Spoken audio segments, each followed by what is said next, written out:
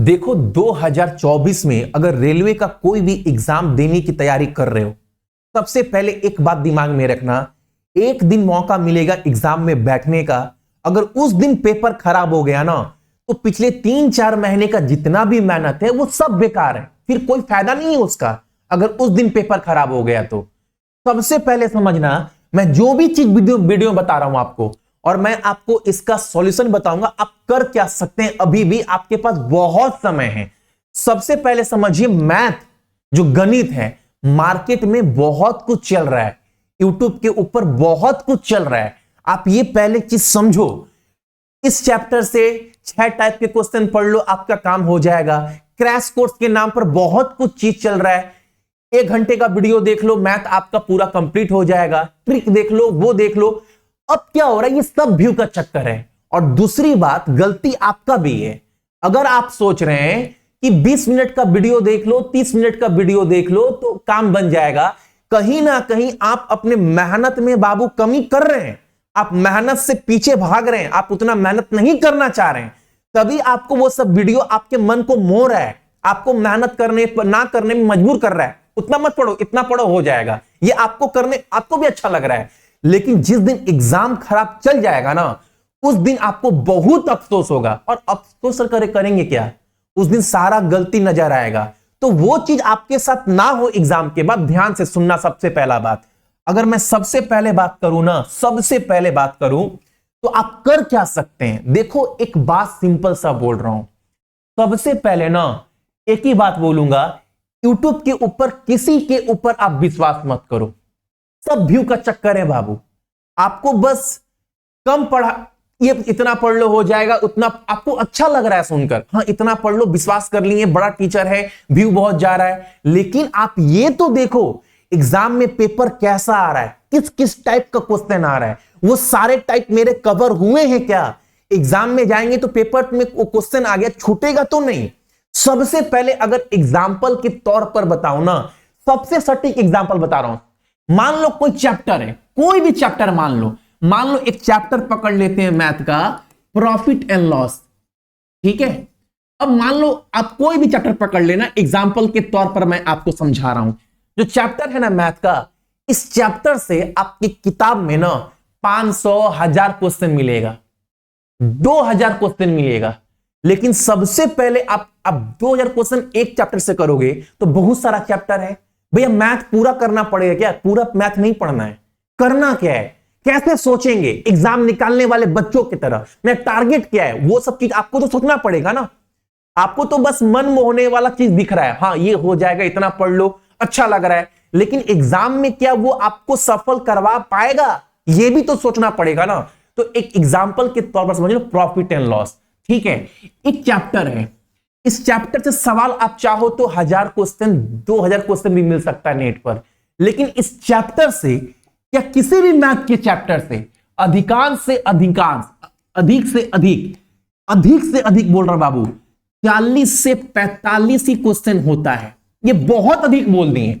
इसी 40-45 क्वेश्चन के आधार पर आप चाहो तो 1000 क्वेश्चन, या चाहो तो 500 क्वेश्चन, या चाहो तो 300 क्वेश्चन बना सकते हो, ठीक है। यानी सबसे पहले आपको यह समझना है, जो इसका जड़ है, चैप्टर का जो न्यू है, जिससे क्वेश्चन बन पा रहा है, जिससे क्वेश्चन बन रहा है, जो आधार है, वो क्वेश्चन आपको बहुत अच्छे से कंप्लीट करना है बाबू। हर एक चैप्टर का मैथ सब पढ़ना है, नहीं पढ़ना है। मैंने भी आपको तो मैथ पढ़ाया है, और जो भी मैथ पढ़ाए बाबू, मैं हर वीडियो में बहुत ईमानदारी से बोलता हूं बाबू।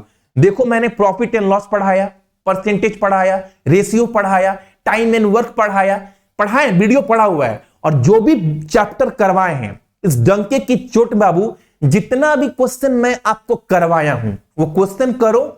उसके बाद आप प्रीवियस ईयर खोलो, या आपके पास किसी भी राइटर का कोई भी किताब है, आप उस किताब को खोलो। आप बोलोगे भैया आपका उतना सवाल देखने के बाद हर सवाल बन रहा है, यानी आपको हर चैप्टर ऐसे कंप्लीट करना है बाबू। ये नहीं कि कोई भी आकर बोल दिया टाइप के क्वेश्चन कर लो, रेलवे बार बार पूछता है। आप विश्वास तो कर लिए, व्यू ज्यादा जा रहा है, आप देख तो लिए, लेकिन एग्जाम के दिन आपको रोना तो नहीं पड़ेगा। खुद से पूछो मेरे मेहनत में कमी तो नहीं है। और मैथ में बाबू अगर आप सोचोगे भैया मैथ कमजोर है, पूरा पढ़ना पड़ेगा मैथ। क्या मैं बोलूंगा मैथ पूरा पढ़ने की जरूरत क्या है? कोई जरूरत है? अब कोई टीचर है मैथ का, मान लो मैथ में पढ़ा रहा हूं तो मैं तो पूरा पढ़ाऊंगा ना। लेकिन अगर आप छात्र हो, आप सोचोगे मेरे पास समय इतना है एग्जाम में, उस समय में मैथ में मैं कितना कर सकता हूं, ये सोचोगे ना। तो मैथ में कुछ चैप्टर ऐसा है जिसको आप आराम से कर सकते हो, समझ सकते हो। जैसे अर्थमेटिक का जितना ही पोर्शन है ये आप आराम से कर सकते हैं और ये कमजोर बच्चों को समझ में आता है। जैसे मान लो ये पोर्शन है, ये मैथ का इतना चैप्टर हुआ ना, देखो जितना मैंने बोर्ड में लिखा है ये वाला चैप्टर प्लस ये वाला चैप्टर, ये दोनों मिलाकर ना आप किसी भी एग्जाम में जाओगे रेलवे का, आपको 8 से 9 क्वेश्चन तो यहां से मिलेगा ही मिलेगा। लिखित है बाबू, एकदम मिलेगा।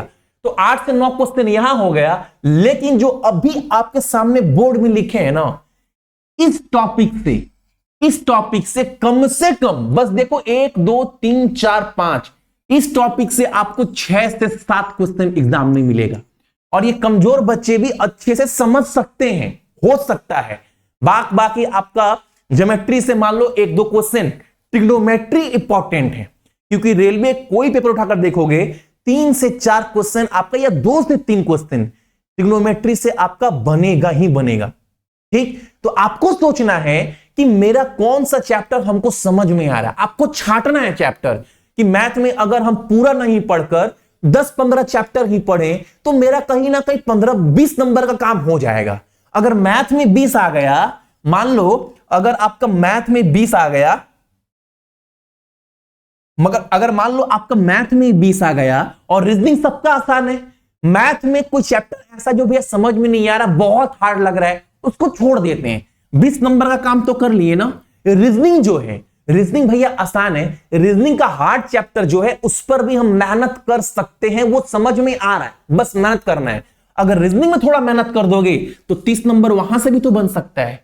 बाकी जीके को समझो, ये जीके जो टॉपिक है ना बाबू, इसको तोड़ना बहुत जरूरी है। जीके में पढ़ने के लिए बहुत समुंदर है।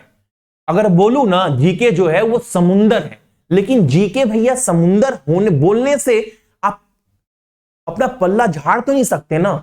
आपको पहले पेपर के पैटर्न को समझना पड़ेगा।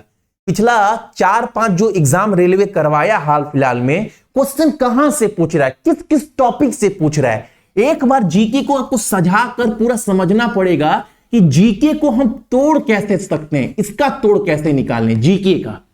अगर क्योंकि रीजनिंग मैथ बहुत बच्चा का कराएगा, फंसता है बच्चा इसी में, तो जीके को हम कैसे तोड़ें ये आपको तोड़ना पड़ेगा।